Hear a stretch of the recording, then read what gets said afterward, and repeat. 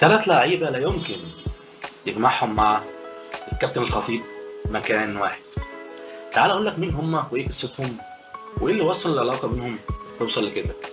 اول واحد رمضان صبحي. ايوه، رمضان صبحي. وده ايه حكايته؟ طبعا مش هننسى ان هو ساب الاهلي اكتر وقت الاهلي محتاجه فيه، وطلع على بيراميدز. كان بيحسب الدنيا هتبقى وردي والبطولات جايه والفلوس جايه، لكن للاسف لحد دلوقتي ولا بطوله خدها مع بيراميدز. تاني واحد لا يمكن يجمعه هو والخطيب مكان واحد، مجدي عبد الغني. وده ايه حكايته؟ كابتن مجدي بكل اختصار متعود على الصراحة الزايدة، فكان بينتقد مجلس الخطيب بطريقة عفوية، اللي هي إيه، انتقاد لاذع شوية.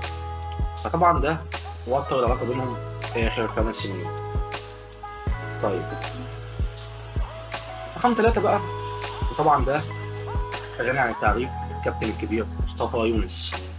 كابتن مصطفى بينه وبين الخطيب زي ما بيقولوا كده مصانع الحداد.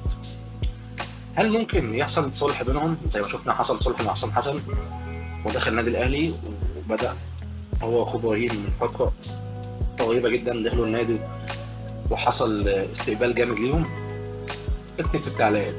ولو شايف ان هم مستحيل يعتبروا النادي الاهلي برضه اكتب وجهه نظرك.